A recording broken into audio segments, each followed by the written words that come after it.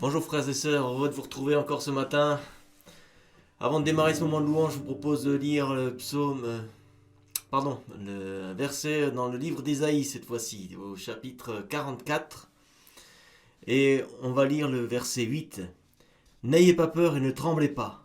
Ne t'ai-je pas, dès longtemps, annoncé et déclaré: vous êtes mes témoins. Y a-t-il un autre Dieu que moi? Et il n'y a pas d'autre rocher, je n'en connais point. Amen. On va louer le rocher de notre salut, on va louer notre Seigneur. Allez, je vous propose de commencer par Tu es bon. Je veux le proclamer du sommet des montagnes. Ta grâce est sans limite, ta bonté sans égard, ta tendresse m'envahit, ta bonté me poursuit, ton amour m'émerveille. Et je chante car tu es bon, et je danse car tu es bon, et je crie de joie, tu es bon pour moi.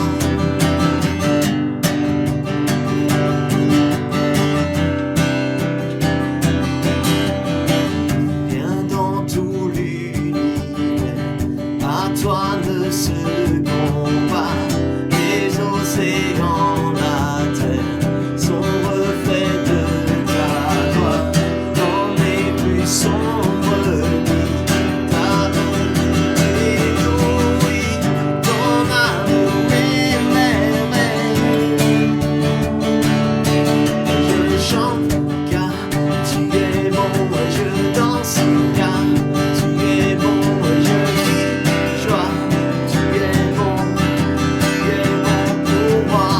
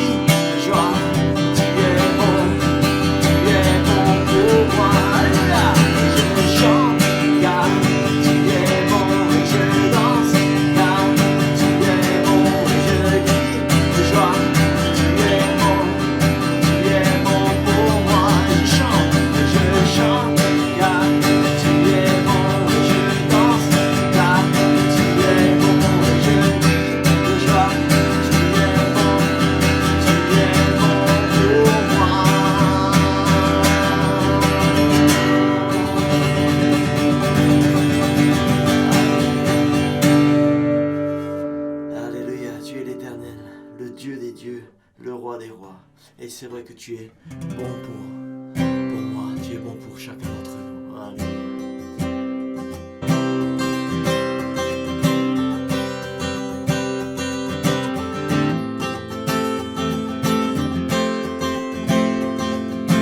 Considère le mystère,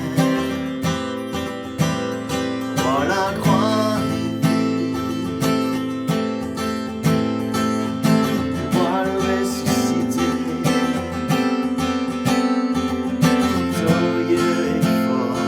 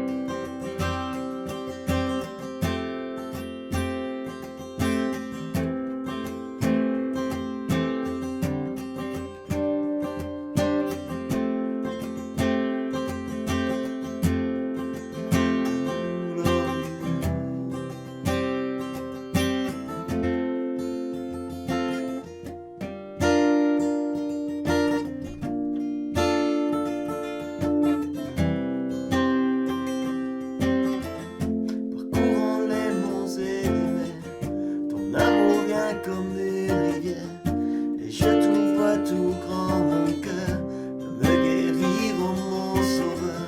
Ta vérité me réjouit, et chaque jour je te bénis. Je chanterai sans fin l'amour de Dieu pour moi. Je passerai ma vie à chanter, et chanter ton amour jamais. Je passerai ma vie à chanter, et chanter ton amour jamais.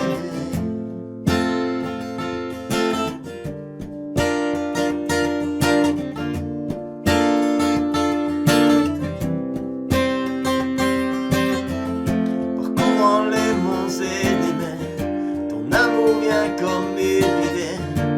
Je t'ouvre tout grand mon cœur, viens me guérir, oh mon sauveur.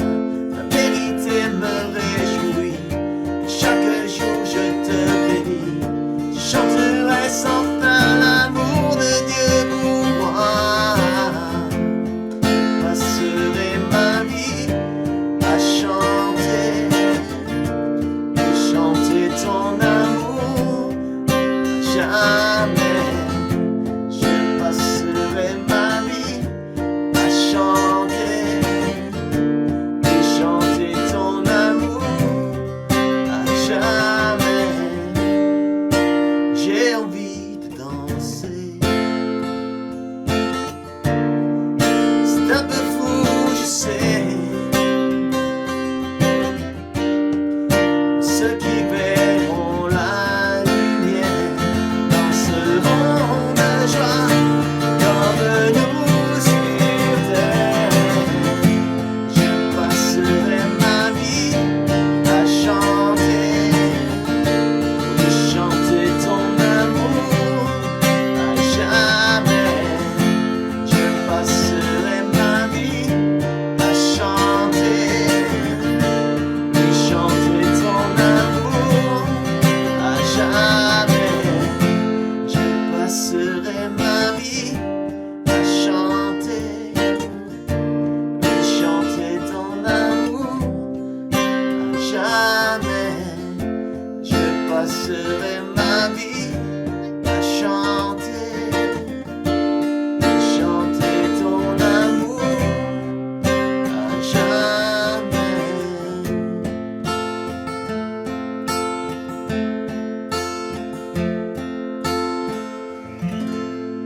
Oh, loué sois-tu notre Seigneur. Que nous puissions te louer, t'adorer éternellement, Seigneur. Te rendre vraiment toute l'honneur, toute la gloire et la louange qui t'est due. Te rendre vraiment, Seigneur, tout ce que tu as fait pour nous, Seigneur, à travers nos vies, à travers nos chants, Seigneur.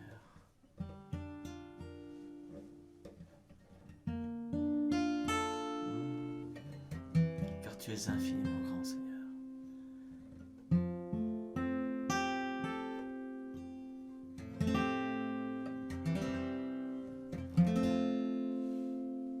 Amen. Bonjour bien-aimés, je suis dans la joie de venir vous retrouver pour que nous puissions partager en ce dimanche ces moments forts dans la communion et l'amour de notre Seigneur Jésus-Christ. Nous avons passé ce week-end de Pascal où nous avons pu remarquer que le Seigneur Jésus est revenu à la mort. Il est venu de la mort à la vie et dans sa résurrection, nous avons été tous ressuscités avec lui. C'est un temps fort où Dieu a manifesté dans le monde entier. Même si nous l'avons vécu dans cette attitude de confinement, mais nos cœurs se réjouissent. La mort n'a pas pu le retenir. Voilà pourquoi j'aimerais nous parler sur la notion du temps et de notre marche après cette grande nouvelle où Christ est revenu à la vie.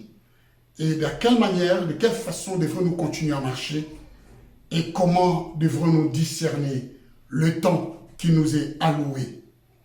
C'est cette, encore une fois, thème qui va nous mettre dans le vif des sujets de cette exhortation de ce dimanche. j'aimerais que nous puissions lire un chapitre, Éphésiens chapitre 5, versets 1 à 2, et ensuite nous prendrons le verset 15 à 17 du même chapitre. Je lis pour nous. La Bible dit, devenez donc les imitateurs de Dieu, comme des enfants bien-aimés, et marchez dans l'amour. Je vais mettre l'accent sur marcher, à l'exemple de Christ, qui nous a aimés et qui s'est livré lui-même à Dieu pour nous comme une offrande et un sacrifice de bonne odeur. Cette offrande et ces sacrifices, nous l'avons vécu dans ces week-ends pascal où le Seigneur a vaincu la mort. La mort n'a plus d'influence dans notre vie. Mais je disais que je mets l'accent sur notre marche et aussi le temps. D'où ce que nous allons lire. Après avoir dit cela au verset 1 à 2, Paul va mettre encore en garde ceux qui sont en marche. Il dit ceci, prenez donc garde, prenez donc garde de vous conduire avec circonception. Ce mot circonception veut simplement dire prudence. Marcher avec retenue, la manière d'être. Il va dire, prenez donc garde de vous conduire avec circonception. Si j'enlève le mot, je mettrai avec prudence, non comme des insensés. Je vais souligner insensés, mais comme des sages. Là, nous voyons aussi dans cette parole, Paul va mettre deux profils à la lumière. Ces deux profils sont en train de marcher. Comprenez, les deux profils que Paul va mettre à la lumière, ils sont en marche. Il dit, prenez donc garde de vous conduire avec circonception, non comme des insensés, mais comme des sages. Et le verset 16, il va dire ceci, rachetez le temps, car les jours sont mauvais. C'est pourquoi, ne soyez pas inconsidérés. Dans les mots inconsidérés, ça veut simplement dire ne soyez pas imprudents. Ça veut dire imprudent, mal avisé, irréfléchi. Mais comprenez quelle est la volonté de Dieu. Celui qui se met en marche, celui qui marche doit comprendre et connaître la volonté de Dieu. C'est ces faits que nous allons mettre à la lumière. La marche et le temps, parce qu'ils sont liés ensemble. Pour nous qui avons accepté le Seigneur Jésus, nous devions savoir marcher et nous devions discerner aussi le temps.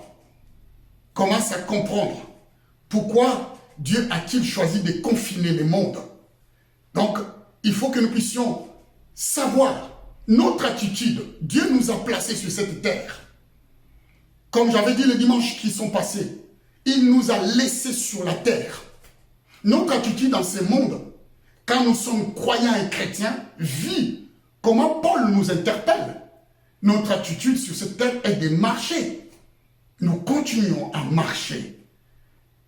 Et comme il avait dit aussi dans d'autres passages bibliques, quand il exhortait les habitants d'Éphèse, il disait ceci, je vous exhorte donc, moi, le prisonnier dans le Seigneur, à marcher d'une manière digne de la vocation qui vous a été adressée.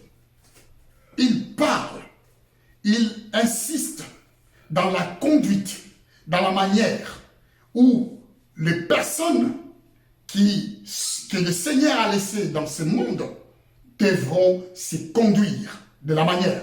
Donc si je prends le mot marcher, moi je comprends ce mot a une autre signification. Il a trait à la conduite.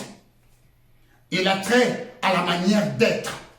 Il veut aussi dire progresser. Quand je marche, j'avance. Quand je marche, je progresse. Je continue. Ce ne parle pas seulement de la conduite que nous devions adopter. Rappelez-vous qu'au début, il est question d'imiter le Seigneur, d'imiter Dieu. Soyez les imitateurs de Dieu. L'accent ou la lumière a été mis là. Notre marche doit correspondre à cette marche que le Seigneur lui-même a pu adopter sur cette terre. La manière de voir les choses, la manière de faire des choses. Je disais, le mot marche signifie simplement la manière de se conduire, la manière d'être d'une personne. Mais aussi, quand je regarde dans l'autre sens, il veut simplement dire aussi progresser. Je dois progresser. Marcher, c'est aussi avancer. Quand quelqu'un se met en marche, c'est-à-dire que j'avance. Quand Paul dit marcher d'une manière digne de la vocation qui vous a été adressée, il veut simplement me dire de continuer d'avancer à la manière digne de la vocation qui m'a été adressée. Je dois continuer. C'est marcher vers un but bien précis. Quand je marche, je dois marcher avec un but bien précis. Je connais d'où je suis sorti et je sais où je vais. Où je vais. Je sais où je vais. On ne marche pas sans savoir où on va. Paul va dire marcher. Marcher avec, encore une fois, amour. Nous devions adopter cette attitude de notre Dieu. Être des gens qui marchent et qui est prudent à la manière de parler, à la manière d'analyser, à la manière de faire des choses. Mais l'amour doit gouverner nos instincts. L'amour doit gouverner notre personne. Parce que c'est cela qui reflète réellement notre Créateur. Je disais que la marche a trait à la conduite, à la manière d'être d'une personne. Adopter une attitude digne des enfants de Dieu, bien-aimés de Dieu. Cette attitude qui nous met dans une position à refléter l'image de Christ en nous et de pouvoir réjouir le cœur de notre Seigneur. C'est cela que j'aimerais dire. Je vous ai dit que je parlais de la marche et de la notion du temps.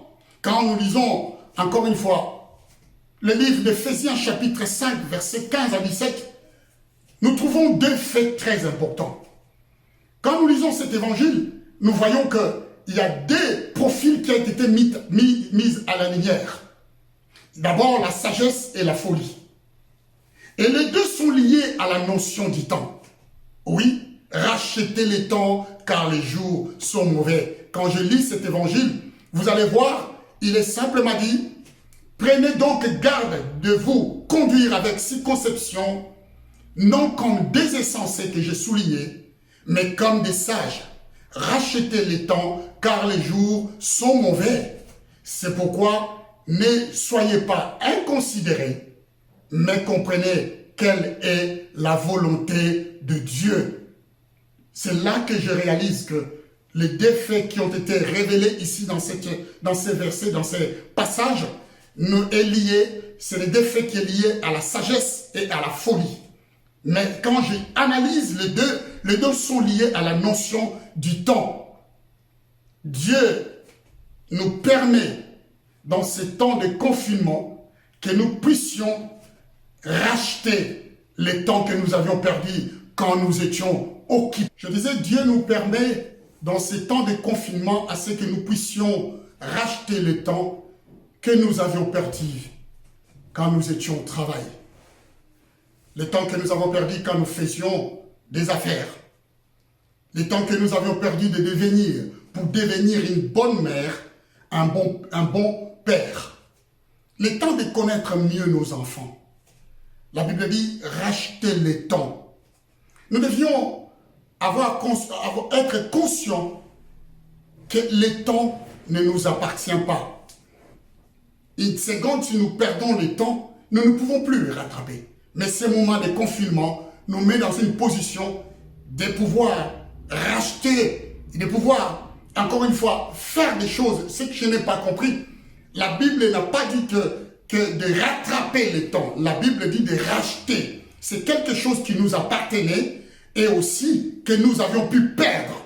Il faudrait aller racheter parce que quelqu'un nous a volé ce temps. Quelqu'un a pris le temps qui était réservé à Dieu, il a remplacé autre chose. C'est ce temps-là que nous devions aller racheter. C'est ce temps-là que nous devons chercher. Le moment est tellement bien définie que même le média, on dit que le monde s'est mis à l'arrêt. Ça veut dire que le temps n'avance plus. Et c'est ce moment que nous devions choisir d'aller racheter ce qui nous a été volé, ce qui a été perdu.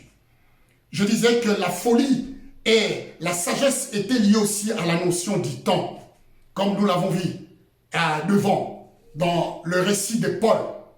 Mais nous trouvons aussi dans la parole de Dieu, encore une fois, des passages qui est lié aussi à la notion du temps. J'aimerais partager avec vous pour que nous puissions prendre conscience de ce qui de quel temps. Nous lisons Apocalypse chapitre 14. Je lis pour nous, il est écrit ceci: je regardais et voici l'agneau se tenait sur la montagne des Sion. Et avec lui 144 000 personnes qui avaient son nom et les noms de son père écrits sur leur front. Et j'entendis du ciel une voix comme un bruit de grands eaux, comme les bruits d'un grand honneur. Et la voix que j'entendis était comme celle des joueurs de harpe jouant leur harpe. Et ils chantaient un cantique nouveau devant le trône et devant les 4 êtres et les 24 et les vieillards. Et personne ne pouvait apprendre les cantiques, si ce n'est les 144 000 qui avaient été rachetés de la terre. Ce sont ceux qui ne se sont pas souillés avec des femmes, car ils sont vierges. Je souligne vierges. Ils suivent l'agneau partout où il va. Ils ont été rachetés d'entre les hommes comme des prémices. Je souligne prémices pour Dieu et pour l'agneau. Et dans leur bouche, il ne s'est point trouvé de mensonges, car ils sont irrépréhensibles, irréprochables. Apocalypse chapitre 14, versets 1 à 4. La première chose, à part les mots que je soulignais, la première chose que nous devions savoir, nous devions comprendre que concernant le nombre 144 000, je comprends que le Seigneur les a récoltés, prélevés dans les 12 tribus de Juda. Même si je ne suis pas mathématicien, j'ai pu comprendre que dans chaque tribu, Dieu a prélevé 12 000 prémices qui vont former les 144 000. Quand on prend 12 000 multiplié par 12, nous atteignons ce nombre de 144 000. Je comprends que le Seigneur appréciait les prémices. Et quand nous lisons dans ce livre d'Apocalypse que nous venons de lire, chapitre 14, verset 4, on nous parle de prémices. Ça, c'est les fruits qui sont déjà mûrs, de prémices. Et au verset 15 du même chapitre, on va nous parler de la moisson. La différence entre la moisson et les prémices est liée à la notion du temps, comme je vous ai dit. C'est lié à la notion du temps qu'il faut comprendre. C'est une question de qualité. Car toute la récolte est identique. Il n'y a aucune différence entre la récolte. Toute la récolte de ce champ est identique. C'est uniquement, ce qui met la différence, c'est uniquement le moment de leur maturité qui les différencie. Toute la récolte est identique. Mais seulement, le prémisse arrive à la maturité avant les autres. Les prémices atteignent la maturité avant les autres. Tous arriveront à la maturité, d'une manière ou d'une autre. Mais l'agneau cherche le prémisse fruit, ce qui arrive à la maturité avant les autres. Donc, quand Paul dit racheter les temps, Dieu veut nous inviter à ce que nous puissions apprendre et que nous puissions grandir. Quand les autres sont en train de dormir, que nous puissions faire grandir, nous puissions développer notre relation de manière que nous puissions arriver à la maturité avant les autres qui s'endorment. C'est une question du temps. Tous arriveront à la maturité, mais les prémices arrivent à la maturité avant les autres. Gagne du temps. Les prémices gagnent du temps avant les autres récoltes. Comme je vous ai dit, dans le verset 4, il est parlé des prémices, et dans le verset 15, il est parlé de la moisson. Tout cela font partie de la même récolte. Parce que quand vous lisez le verset 15, on dira que celui qui s'était né sur la nuée devrait jeter les fossiles pour récolter. Et dans le verset 16, il est question de récolte. Il dit maintenant, encore une fois, la moisson est prête et vous pouvez jeter votre fossile pour récolter. Lisez-le et vous allez comprendre. Je disais que le prémisse atteint la maturité avant les autres. Tous arriveront à la maturité d'une manière ou d'une autre, mais l'agneau cherche les prémices fruits. Donc, il y a un autre passage qui est aussi lié à la notion du temps. On nous donne des exemples qui sont liés à la notion du temps. Aujourd'hui, nous connaissons cette histoire qui est citée dans le livre de Matthieu, chapitre 25, versets 1 à 13, que vous allez faire la lecture. Je comprends une chose que dans ces passages, on nous parle de 10 vierges. Dans les livres d'Apocalypse que nous venons de lire, 14, il était question de 144 000 vierges. Ceux qui suivaient l'agneau partout. Et c'était le seul qui pouvait apprendre ces cantiques nouveaux. Sur leur front, ils portaient le nom de Dieu et le nom du Seigneur. Les seuls qui étaient capables de suivre l'agneau parce qu'ils étaient irréprochables dans leur marche. Je vois la marche. Dans leur marche, ils ont été, encore une fois, amenés à devenir des prémices.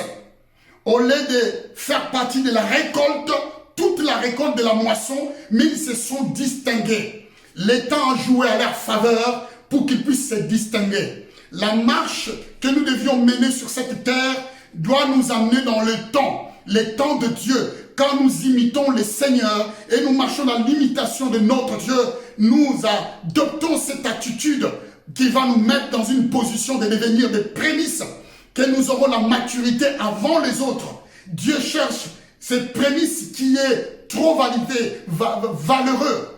Quand on parle de fruits prémices, on parle de ces fruits qui sont plus chers parce qu'ils ont atteint la maturité avant les autres. Ils sont mûrs avant les autres. Et sur le marché, c'est vendu trop cher. C'est les caviars de fruits. Et c'est cette qualité que Dieu veut que nous puissions adopter dans notre marche. C'est cette qualité que Dieu veut que tu puisses encore devenir dans ces moments de confinement, que tu puisses refaire, encore une fois, que tu puisses prendre conscience que ce temps t'est donné pour que tu puisses encore développer une relation, une attitude d'un enfant de Dieu pour que tu puisses, encore une fois, racheter tout ce que tu avais perdu. Dans ces chapitres de Matthieu, chapitre 25, nous voyons, on nous donne 10 vierges. Sur les 10 vierges, il y avait 5 sages et 5 folles. Les sages dans la parabole, ce ne sont pas ceux qui ont mieux agi. Quand je comprends la parole de Dieu, c'est au contraire ceux qui ont agi plus tôt que les autres. Comprenez, les prémices fruits et mûrs sont mûrs avant les autres. Être à l'avance par rapport aux autres, c'est cette qualité que Dieu cherche. Les servir avant les autres. Être fidèle avant les autres. Verser du parfum avant sa mort. Toujours avant. C'est lié à la notion du temps. Quand les autres sont courus pour aller parfumer le corps du Seigneur, comme c'était ce week-end, les femmes qui avaient accouru ont trouvé le tombeau vide. Mais la femme qui avait versé de l'huile sur lui avant sa mort, lui, était considéré comme le premier, parce que le Seigneur a répondu, il a dit, mais pourquoi vous malmenez cette femme?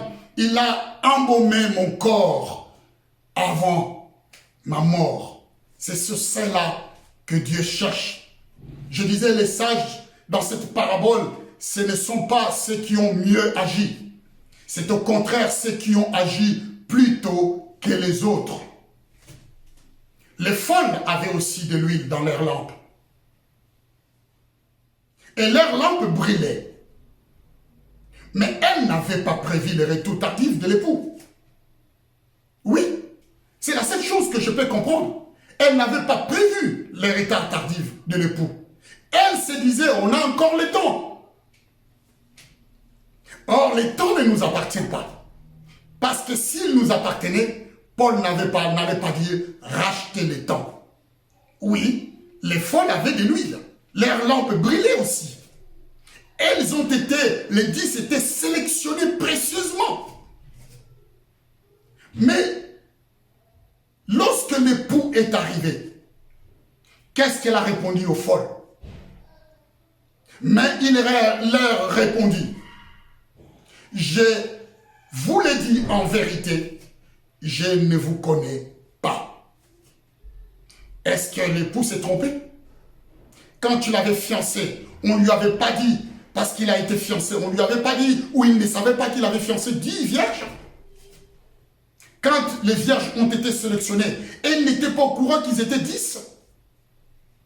Je suis sûr qu'il était au courant. Mais seulement les 5 folles avaient perdu la notion du temps. Il y a une parole qui dit dans la parole de Dieu qui dit « Apprends-nous à compter nos jours ». Ça veut simplement dire qu'avec le temps que Dieu me donne, qu'est-ce que je vais en faire? Parce que le temps que nous avons, nous pouvons les contrôler. Mais ce que nous avons perdu, nous ne pouvons plus les contrôler. Voilà pourquoi Paul dit « Rachetez le temps ». L'époux leur répondit « Je vous l'ai dit en vérité, je ne vous connais pas ». Ce qu'il faut comprendre, les 10 vierges étaient fiancées à un seul époux. C'est ce que la parole de Dieu nous dit. Et Paul va nous dire aussi la même chose. Dans le livre de 2 Corinthiens chapitre 11 verset 2, il dit ceci. Car je suis jaloux de vous d'une jalousie de Dieu. Parce que je vous ai fiancé à un seul époux. Pour vous présenter à Christ comme une vierge pure. Il parle aux chrétiens de Corinthe. Ceux qui ont été gagnés pour le Seigneur. Paul dit, je suis jaloux. J'aimerais vous voir corriger votre conduite. Parce que n'oubliez pas que vous avez été fiancés à un seul époux. Quand je vais vous présenter, je vous présenterai comme une vierge pure. Parce que le temps joue à notre avantage. Parce que Jésus, encore une fois, a purifié l'Église dans sa mort et dans sa résurrection. Voilà pourquoi son sang nous lave. Paul avait compris cette notion. Il a dit, je suis jaloux de vous. Je vais vous présenter à Christ comme une vierge pure. On nous parle de 10 vierges, encore une fois ici. L'époux dit, je ne vous connais pas. Et Paul va dire qu'il nous a fiancés à un seul époux, qui est le Seigneur. Oui, le vierge avait toutes de l'huile dans leur lampe. À la différence des sages, les folles n'avaient pas l'huile en réserve dans leur vase. Elles n'avaient pas l'huile en réserve dans leur vase. La notion de la marche et du temps sont liées. Mais celui qui imite le Christ doit savoir garder l'huile en réserve. Le Seigneur nous met dans une position pour que nous puissions prendre conscience. Il y a tellement de domaines que nous avons loupés. Je vois des personnes qui viennent à mon travail pour acheter des carrelages, pour acheter des peintures, pour acheter beaucoup de choses, en disant, écoutez, on travaillait toutes les fois, toute l'année, on n'avait pas le temps de finir les travaux à la maison que nous faisions, que nous avions commencé. Maintenant, c'est le temps de finir ces travaux. Ils ont pris conscience que c'était le temps de finir ces travaux parce que des années, ils n'avaient pas le temps. Et c'est seul temps que le monde s'est arrêté et qu'ils sont à la maison, ils trouvent la force de finir. J'ai compris que dans ce temps de confinement, Dieu lance un message clair pour que tous ceux qui avaient perdu du temps puissent racheter leur temps, qu'ils puissent trouver la communion, qu'ils puissent s'approcher du Tout-Puissant de Dieu, qu'on devienne des autres personnes, et que nous ne puissions pas trouver dans les rangs des folles qui n'avaient pas discerné la notion du temps parce qu'ils avaient l'huile avec eux, mais ils n'avaient pas l'huile en réserve.